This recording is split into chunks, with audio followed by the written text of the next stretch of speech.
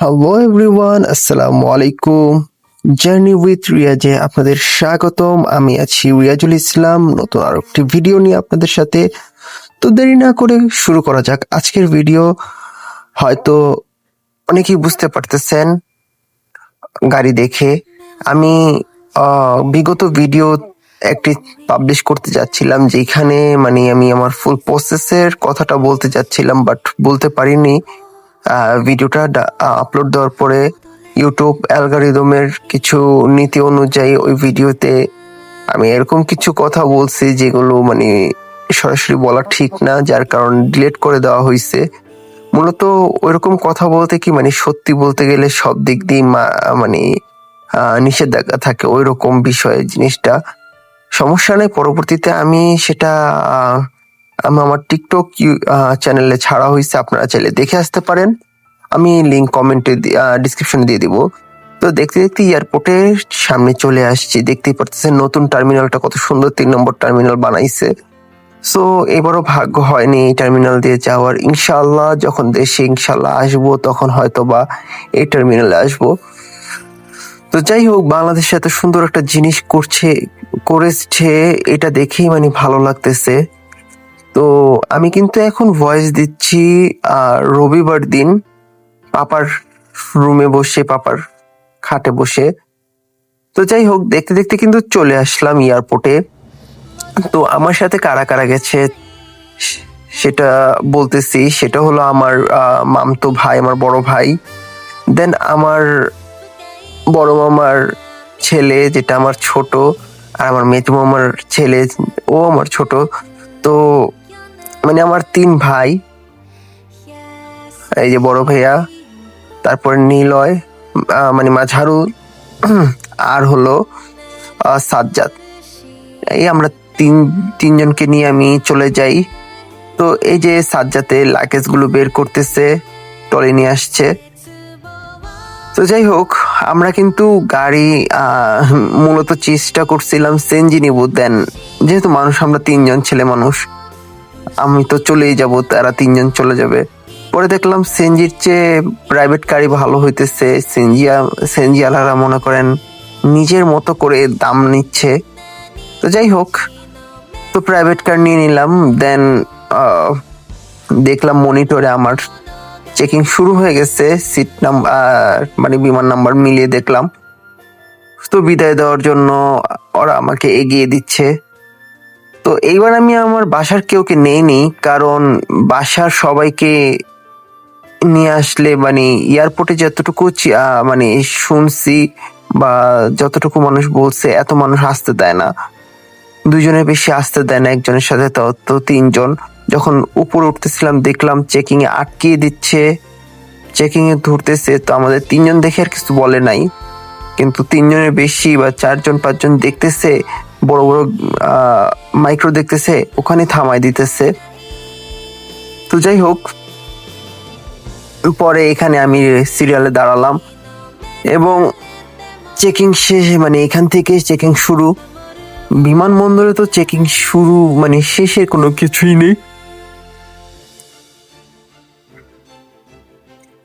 Always time checking শুরু বিমানবন্দরে, যখন যেখানে যাও চেকিং করবেই করবে। তো যেই কথা সেই কাজ। আমি আমার পাসপোর্টটা বিমানবন্দরের কর্মকর্তার অফিসারের হাতে দিলাম। উনি চেক করতেছে, চেক করে মিলিয়ে এবং আমাকে এখন পারমিশন দিবে। আর এখান দিয়ে ভিডিও কিন্তু করতেছিল আমার ভাইয়েরা। তো দেখতেই পারতেছো, চেকিং শেষ করে আমাকে পারমিট দিয়ে দিল ভিতরে যাওয়ার। দেন আমি এখানে দাঁড়িয়ে রয়েছি, কারণ এখানে এখন একটা চেকিং আছে। আমার যে ব্যাগ লাগেজ সব এখান দিয়ে মেশিনের ভিতর দিয়ে দিতে হবে এবং এই গেট দিয়ে আমার ভিতরে ঢুকতে হবে। তো আমি আমার কাঁধের ব্যাগটাও দিয়ে দিলাম, দিয়ে এবং এখানে যেই ট্রলিটা আছে সেটাকে আমি সাইডে রাখতে হবে, সাইডে রেখে দেন আমার ভিতরে ঢুকতে হবে। তো এই যে আমি দাঁড়ালাম, এখানে দাঁড়িয়ে করতেছি। তো আমার পকেটে টোটো করে আওয়াজ আসতেছে, ওনারা মনে করছে অন্য কিছু পরে। আমি বের করে বললাম এই যে আমার মোবাইল। পরে বলতেছে হ্যাঁ এটা হাতে রাখো, আর কিছু থাকলে পরে আমার মানি ব্যাগটা আমি হাতে বের করে নিলাম, যেহেতু চেকিং চলছে। তো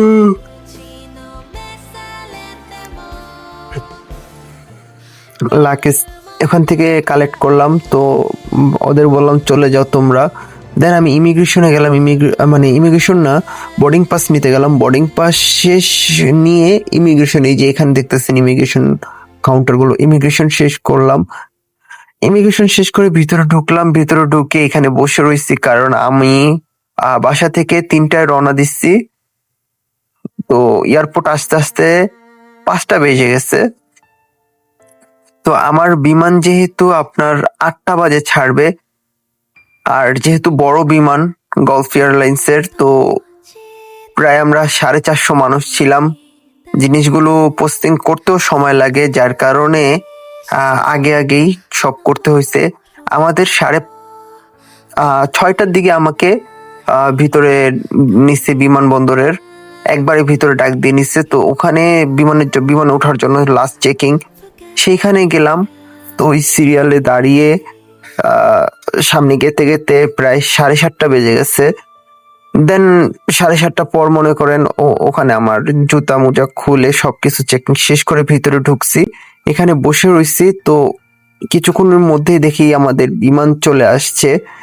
তো আপনাদের দেখাই বিমানটা, এই যে গলফ এয়ারলাইন্সের, এটার ভিতরে 450 মানুষ একসাথে যাওয়া যায়, কিন্তু আমাদের সময় কতজন গেছি সেটা তো আর বলতে পারবো না। বাট আমি গুগলে যেটুকু দেখলাম আমার টিকিট চেক করতে, যে বিশাল বড় বিমান 450 মানুষ আটে, মানে এইটার ভিতরে ই করতে পারে। তো যাই হোক, 400 থেকে 450 মানুষ তো কম না। আর তো দেখতেই পারতেছেন বিমান কিন্তু এখানে চলে আসছে। তো এটা বাহরাইন থেকে আসছে। তো বাহরাইন থেকে যারা আসছে তারা তো এখন আগে নামবে, নামার পর দেন আমরা উঠবো। তো আধা ঘন্টার ভিতরে তারা এখান থেকে নামছে, এবং এখানে যত মানুষ ছিল আমরা সব ভিতরে ঢুকছি, এবং 8টা 4-এ আমাদের বিমান মানে রানওয়েতে চলে আসে। তো এই দেখতে পারতেছেন এখন আমি ঢুকতেছি ভিতরে। তো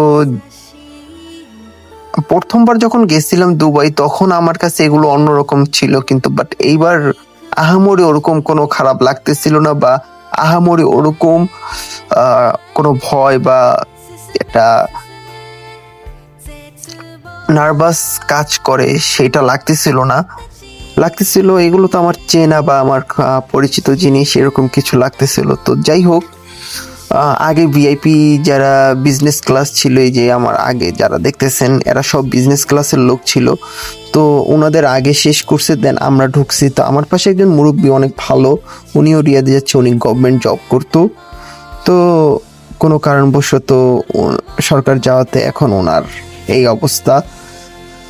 তো যাই হোক, এখন সৌদি যাচ্ছে আমার সাথেই। তো ভিতরে আসার পর যখন সিটে বসলাম, দেখলাম একটা করে হেডফোন দিয়ে দিয়েছে, যেটা দিয়ে আমি মুভি দেখতে পারবো বিমানের। এটা কিন্তু আবার দিয়ে দেয় না, এটা নিয়ে নিবে, মানে বিমানের বাজেট, বিমানওয়ালাদের বাজেট কম, এটা নিয়ে নিবে তারা। আর এটা দিলেও আমাদের কিছু করার নেই, কারণ এখানে যে এই জেকে আমাদের মনে করেন কোনো কিছুই নেই, মানে মোবাইল ডিভাইস বা কোনো ডিভাইসই নেই। সো এটা নিয়েও লাভ নেই। তো এখানে দেখতে পারতেছেন কি পরিমাণ বৃষ্টিতে ভিজে রয়েছে। আর যেহেতু বিমানটা উপরে থাকে, তখন কুয়াশার কারণে এটা ঘেমে থাকে, যার কারণে দেখা যাচ্ছে না বাহিরে। দেন দেখলাম এখানে একটা ইউজার ম্যানুয়াল আছে, কিভাবে কি করতে হবে বিমানের ভিতরে। তো ওইটাই দেখতেছিলাম, পড়লাম, একটু আপনাদেরও দেখালাম। এই কারণে কোনটা উচিত বিমানে করা, কোনটা উচিত না, কিভাবে আমি কি বুঝবো বিমান কখন ফ্লাই হবে, কখন বিমানের ভিতরে মোবাইল বন্ধ করব, বেল্ট কখন বাঁধবো, বিমান দুর্ঘটনা হলে কিভাবে নামতে হবে, কোথায় নামালে কিভাবে বের হতে হবে। তো এর ভিতরে ইতিমধ্যে দেখতেছি মনিটরে হঠাৎ করে ভিডিও চালু হলো অটোমেটিক, কারণ তারা সংকেত দিচ্ছে কিভাবে, মানে গলফ এয়ারের যেই অ্যাডভাইস, তারপরে আমাদের সচেতনমূলক যেই সংকেতগুলো বিমানবালারা দিয়ে থাকে। তো এটা যেহেতু ভিআইপি বিমান, তো বিমানবালারা নিজেরা এসে দেয়নি, আমাদের অনলাইনের মাধ্যমে এখানে দেখাই দিচ্ছে। তো বাংলাদেশ এয়ারপোর্টের ভিতরে এইবার একটা জিনিস অনেক ভালো লাগছে, প্রবাসীদের জন্য ওয়াইফাইটাও ফ্রি করে দিচ্ছে এবং কথা বলার যে একটা ওয়ে ফ্যামিলির সাথে সেটাও ফ্রি করে দিচ্ছে। বাট একটা জিনিস দুঃখ লাগছে কি, আহ, বাংলাদেশ বিমানের বর্তমান বাংলাদেশ এয়ারপোর্টে যে এই ফ্রি ওয়াইফাইটা রাখছে সেটা বাংলাদেশি নাম্বার, আমি যেটুকু দেখলাম বাংলাদেশি নাম্বার দিয়ে তারপরে ওপেন করতে হয়। এখন আমার কথা, যখন প্রবাস থেকে একটা মানুষ আসবে তার তো আর সিম থাকবে না, সেই নাম্বার দিয়ে কিভাবে সেই সিমটা মানে ফ্রি ওয়াইফাইটা কানেক্ট করবে, যেহেতু ওটিপি আসে বা সাইন ইন করতে বলে। তো এইটা একটা মূল কারণ খারাপ লাগার ভিতরে। কিন্তু বাহিরের দেশে আমি বাহরাইন বা সৌদিতে যে গেলাম, এই দুইটা এয়ারপোর্ট যে ফেস করলাম কোনোটাতে দেখিনি, বা আমি যে এর আগে দুবাই বা ইন্ডিয়ার যে এয়ারপোর্ট ফেস করছি তখনও আমি দেখিনি যে এরকম ভাবে নাম্বার দিয়ে লগ ইন করতে হয় ফ্রি ওয়াইফাই। যাই হোক, আমাদের ইতিমধ্যে কিন্তু ফ্লাই করে দিচ্ছে, দেখতে পাচ্ছেন রাতের বাংলাদেশ। তো চিরচিরা বাংলাদেশ ছেড়ে যাচ্ছি ইনশাআল্লাহ, প্রতিষ্ঠিত হয়েই ফিরবো এই দেশের মাটিতে। সবাই দোয়া করবেন আমার জন্য, যেহেতু যেই লক্ষ্যে যাচ্ছে আল্লাহ তাআলা যেন সেই লক্ষ্য আমার পূরণ করে দেয়। দেখতে দেখতে প্রায় অনেক উঁচুতে উঠে যাচ্ছি, আর যত উঁচুতে উঠতেছি দেখতেই পারতেছেন জিনিসগুলো ততই ছোট হচ্ছে। বিশাল বড় বড় দালান কোঠাগুলো ঢাকার সব ছোট ছোট বালুকণা বা আপনার বালুর কণা যেটাই বলে বিন্দু বিন্দু হয়ে ফুটতেছে, দেখা যাচ্ছে, লাগতেছে কি ছোট ছোট একটু আলো, বাট এগুলো বিশাল বড় বড় ইমিরা মানে দালান কোঠা। যাই হোক, আপনাদেরও দেখালাম, আমিও দেখতেছি, ভালোই লাগে বিমানের উপর থেকে রাতের এই শহরটা, কোলাহল ঢাকা শহর দেখতে ভালো লাগে। তো দেখতে দেখতে আমরা ঢাকাও ছেড়ে দিয়েছি, অলরেডি অনেক দূরে চলে আসছি। যাই হোক, এর ভিতরে কিন্তু আমি কি করছি, একা একা বসে বোরিং লাগবে দেখে আমি মোবাইলে মুভি নিয়ে আসছিলাম, বাট ওইটা দেখতে হয় নাই, যেহেতু এখানে আমি জানতাম না যে মনিটর রয়েছে। তো যাই হোক, যেহেতু গলফিয়ার এটা বলা লাগে না, মনিটর রয়েছে। দেন আমি কি করলাম, এগুলো দেখা বাদ দিয়ে মনিটরে মুভি দেখা শুরু করলাম। এর ইতিমধ্যে কিন্তু খাবারও দিয়ে দিচ্ছে, প্রায় বাংলাদেশি সময় 10টার দিকে খাবার দিয়ে দিছে, মানে 2 ঘন্টা পরেই। তো 10টা বাজে খাবার যখন দিছে, এখানে দেখতে পাচ্ছেন চিকেন আছে, একটা পাউরুটি আছে, এটা হলো মাখন বা বাটার। দেন এখানে পানি দিচ্ছে একটা ইয়ের ভিতরে। তো দেখতে দেখতে কিন্তু ইন্ডিয়ায় চলে আসছি, ইন্ডিয়া পার করতেছি। এই যে চিকেনটার ভিতরে ছিল চিকেন আর এরকম বাসমতি চালের পোলাও, কাবলি পোলাওর মতো।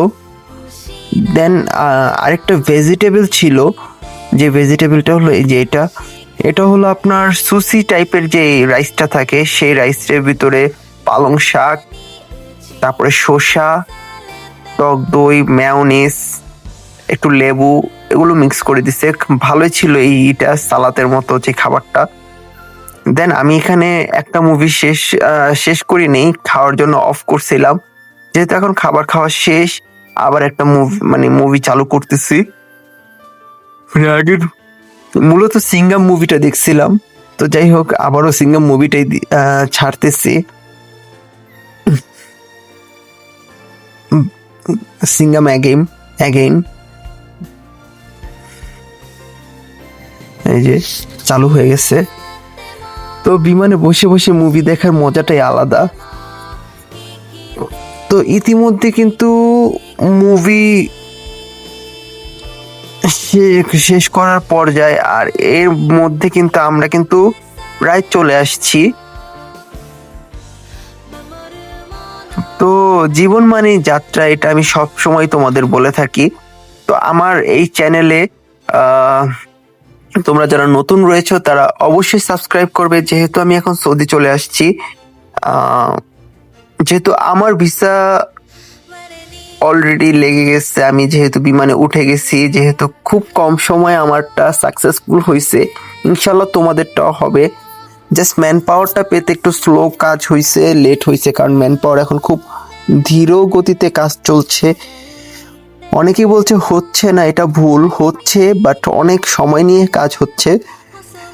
তো যাই হোক, এর ভিতরে আবার কিন্তু এর আগেও 2বার খাবার দিচ্ছে, বাট ভিডিও করতে মনে নাই যেহেতু সবাই ঘুমাইতেছে। তো এই যে আরেকবার স্ন্যাক দিছে, পরে দেন আমি তোমাদের ভিডিও করলাম। আর যতবার আমি কোল্ড ড্রিঙ্কস বা জুস বা পানি চাইছি প্রত্যেকবারে দিছে। আমার কিন্তু এক মুভি শেষ করে আমি আরেকটা মুভি দেখতেছিলাম, পাঠান। আর ইতিমধ্যে কিন্তু দুবাই চলে আসছি। দুবাই আগে যেখানে ছিলাম জাবেল আলী, এর উপর দিয়েই গেছি। তো এই যে নিচে দেখতেই পারতেছো দুবাই শহর, তো এর উপর দিয়ে যাচ্ছি। তো মুভি যেহেতু শেষ করছি, আর কোনো মুভি দেখি নেই, 2টা মুভি দেখছি।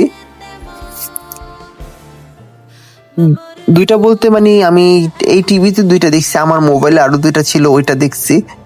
পরে দেন ম্যাপে দেখলাম আমরা অলরেডি চলে আসছি বাহরাইন এয়ারপোর্টের কাছে, বাহরাইনের উপরে। তো বিমানটা যেহেতু বাহরাইনটা খুব ছোট, বাহরাইন দেশটাই হতো আমাদের বাংলাদেশের ঢাকার সমান, হয়তো আয়তন গুগলে চেক করি নেই, বাট উচিত ছিল চেক করাটা। কিন্তু বিমানটা যেই বড়, তো ঢাকার মতো যদি দেশই হয়, এয়ারপোর্টটার কত বড় হবে। তো এত বড় এয়ারপোর্ট, এই কারণে মনে করেন তারা অনেক ঘুরে মানে বিমানটা আস্তে আস্তে নিচে নামিয়ে স্লো করে দেন রানওয়েতে নিতে হয়েছে। বাংলাদেশ বা সৌদির মতো এত বড় রানওয়ে না যে এত বড় বিমান ডাইরেক্ট নেমে রানওয়েতে 10 মিনিট 5 মিনিট স্পিডে যে তারপরে স্লো করবে। এটা প্রচুর ছোট রানওয়ে, যার কারণে বিমানও অনেক বড়। তো তারা ক্যাপ্টেন যেটা করছে সেটা মানে বোঝা গেল যে তারা অনেক দূর পর্যন্ত যে বিমান আস্তে আস্তে স্লো করছে, যেহেতু মনিটরে আবার দেখা গেতেছিল। তো দেখলাম স্পিড ছিল 3000, মানে হাইট ছিল 3000, স্পিড ছিল প্রায় 600 কিলোমিটার। তো ওইখানে পার ঘন্টা। তো ওইখানে দেখলাম 200-তে নিয়ে এসে আর প্রায় 300-তে নিয়ে এসে, মানে 300 মিটার উপর থেকে 200 পার ঘন্টায় পরে আস্তে আস্তে রানওয়ের সামনে আসছে। দেন 100-তে যে মাটিতে করছে, মানে একটা নর্মাল প্রাইভেট কার যেরকম মানে বাইক, ওই স্পিডে এনে বিমানটা রানওয়েতে নিতে হয়েছে। তাতেই বুঝলাম যে রানওয়ে ছোট দেখে। তো দেখতে দেখতে কিন্তু বাহরাইনে ল্যান্ড করলাম। আল্লাহ তাআলার অশেষ শুকরিয়া যে বাহরাইনে আমাকে এত সুন্দরভাবে আনাইছে। এখন বাহরাইন থেকে আবার পরবর্তীতে সৌদি যাব। তো মহান আল্লাহ তাআলার কাছে অনেক শুকরিয়া যে আমার ভাগ্যে আল্লাহ নবীর দেশ সৌদি আরব ছিল লেখা, এবং সেখানে আমি আসতে পারছি। এটা আমার জন্য এক ধরনের সৌভাগ্য। আল্লাহ নবীর দেশে আসতে পারছি, এর চেয়ে বড় আর কি লাগে। মানুষের স্বপ্ন যেই দেশ, সেই দেশে আমি এখন উপস্থিত রয়েছি। এটা আল্লাহর কাছে লাখো কোটি শুকরিয়া। তো দেখতে দেখতে কিন্তু বাহরাইন চলে আসলাম। তো বাহরাইনের এয়ারপোর্টটাও খুব সুন্দর, মানে বলার মতো না, এত সুন্দর একটা এয়ারপোর্ট। কি সুন্দর করে মানে হাঁটতেছে। পরে দেন যখন করতেছি আস্তে আস্তে সিঁড়ি দিয়ে উপরে উঠে ইমিগ্রেশনের জায়গায় যখন যাচ্ছি, তো আমি জানতাম না যে মানে ওটা ইমিগ্রেশন আর ওখানে ভিডিও অ্যালাউ নাই। তো সিকিউরিটি যে ছিল উনি দেখতে পারবেন, উনি একবার আমাকে নিষেধ করছে, দেন আমি আর ভিডিও করি নাই। বাট ভাগ্য ভালো যেটুকুই ভিডিও করতে পারছে ওগুলো ডিলেট করে নাই। দেখতেই পারতেছেন ভিডিওটা একটু নষ্ট হয়ে গেছে, বাট এগুলো ডিলেট করে নাই। কিন্তু আমার পরে আরেকজন ভিডিও করতেছিল ইমিগ্রেশনের সাইডে, ওনাকে কিন্তু ভিডিও ডিলেট করছে। তো যখন আবার সিঁড়ি দিয়ে আরেক ধাপ উপরে উঠতেছি মেন ইমিগ্রেশন আর চেকিংয়ে, আমি তো আর বাহরাইন ঢুকবো না যে ইমিগ্রেশন ফেস করতে হবে, চেকিং ফেস করতে হবে। তো এই যে দেখতে পাচ্ছেন সিকিউরিটি গার্ড, উনি এখানে আবার আমাকে বলতেছে যে ভাই এখানে ভিডিও করা যাবে না, উনি আরবিতে বলছে। তো যেটুকু বুঝলাম আমি আবার জিজ্ঞেস করলাম যে ভিডিও করা যাবে না। উনি বলল না, তো দেন আমি অফ করে দিলাম। পরে এটা তাদের সিকিউরিটি পারপাস, যার কারণে তারা করছে। আর আমরা যেহেতু বহিরাগত দেশ থেকে আসছি, সো এটা আমাদের মেনটেন করা ফরজ। দেন এখান থেকে কিন্তু আমরা চলে আসলাম এই যে আমাদের টিকিট অনুযায়ী 13A যেই গেট আছে সেখানে।